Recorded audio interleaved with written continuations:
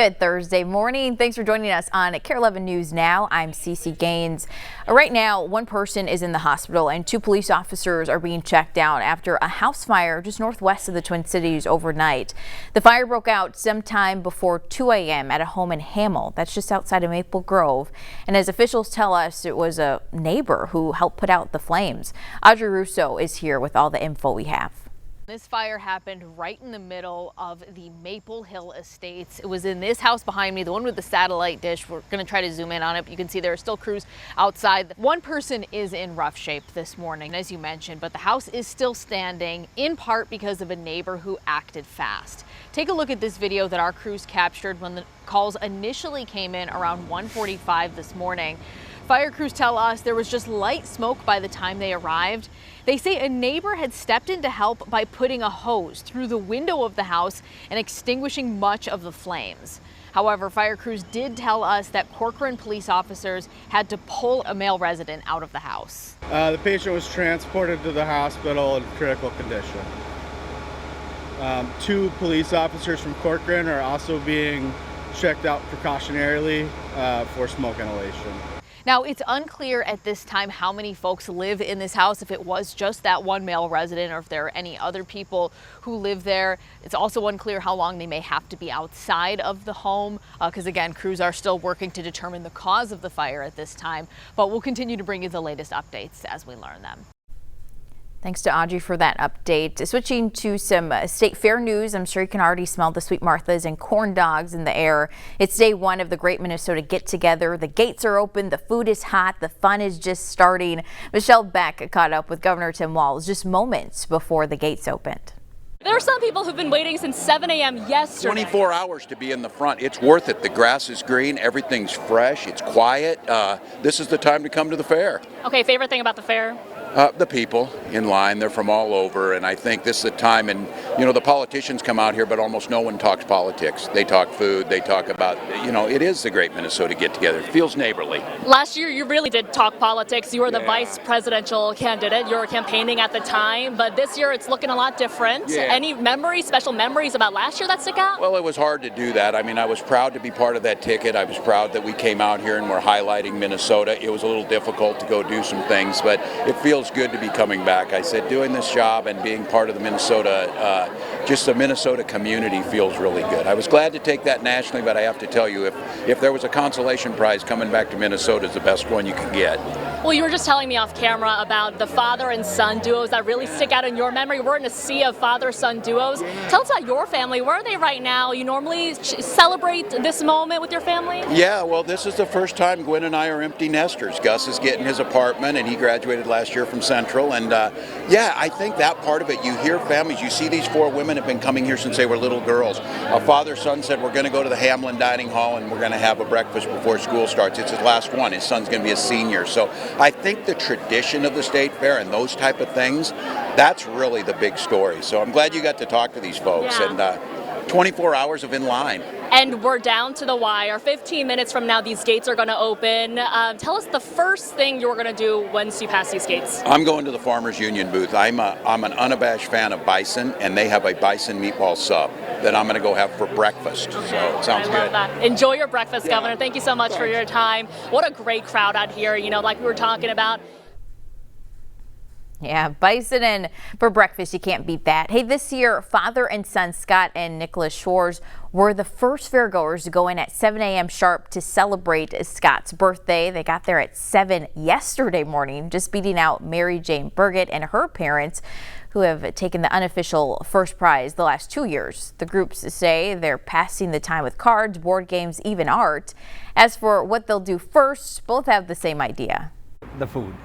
It's a great way to do it. We probably start off with some, mini donuts, then move over to the, Midway Men's Club for a nice double cheeseburger and sauteed onions, and maybe go over to the dairy building for some malts. So if anything's not open, I might get breakfast, but when things open, I might go on the yellow slide. In case you're worried, there's no bad blood with the front of the line shakeup. While they were waiting, Mary Jane even made a birthday card for Scott. Hey, when you pack for the state fair, don't forget to bring first aid. Regions Hospital EMS recommends packing allergy medication to treat reactions and bug bites, over-the-counter pain relievers, bandages for small cuts and blisters, and lastly, water, sunscreen, and hand sanitizer. Fair officials are also reminding visitors of items that you're not allowed to bring. They include weapons of any kind, outside alcoholic beverages, drones, bikes, and skateboards, and pets, including emotional support animals. Only service animals will be allowed. Tonight in Isanti, the community will say a final goodbye to an Isanti County Sheriff's canine killed in the line of duty. Canine Karma got sick earlier this month after the search for suspects in a drug investigation, and he died the next day. Here's a map of the procession route. It starts at 6 o'clock, traveling along County Road 5 northwest, then to Palm Street northwest to the Isanti County Government Center. There will be a funeral there around 6:30. In the last 24 hours, an advisory committee on state capitol security met for the first time since the targeted lawmaker shootings back in June. The advisory committee makes recommendations to the legislature about how to improve security across the Capitol complex.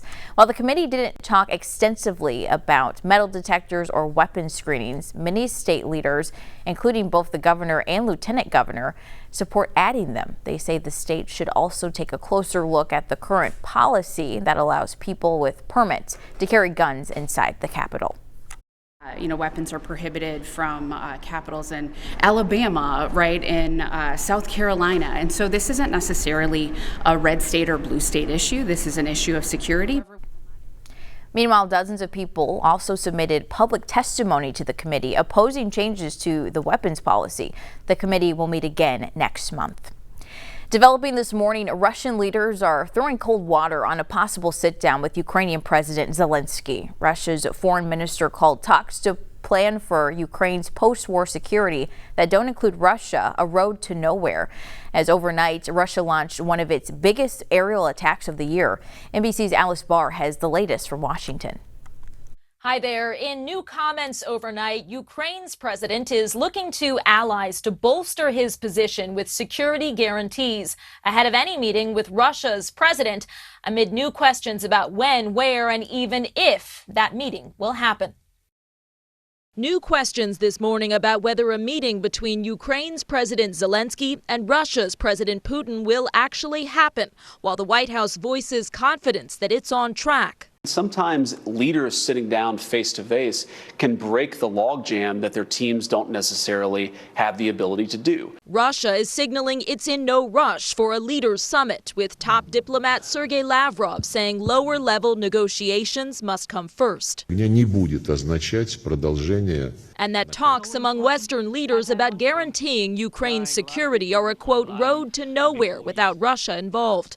Those talks continued Wednesday at a meeting of NATO military leaders.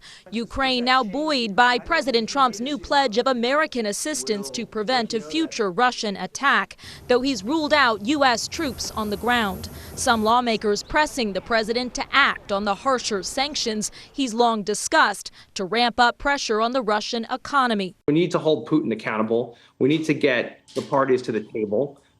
We need a ceasefire. With the Russian bombardment only intensifying, a former U.S. ambassador to Ukraine arguing Putin has no incentive to stop. They want to continue to pound the Ukrainians until they get what they want. And that's why standing up to them is the only way to do it. Ukraine's President Zelensky saying overnight his meeting with Putin is necessary to end the war, even as his team is preparing action plans if Russia backs out and its assault drags on.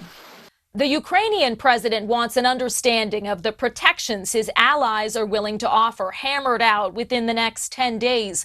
One of his top aides now pressing for concrete and effective agreements, citing past efforts that failed to prevent Russia from going on the attack again. In Washington, I'm Alice Barr. Back to you. Now to a live look from Virginia Beach this morning as Hurricane Erin slowly swirls just off the coast. The storm isn't going to make landfall, but you can see the intense impacts it's having as it creeps up the eastern side of the United States. In North Carolina, waves crashed so high, water filled this highway just along the shoreline. Right now, officials are warning everyone to stay out of the water because of dangerous rip currents that could pull them out into the ocean in seconds. Stick with us. More news and weather is coming up just after the break.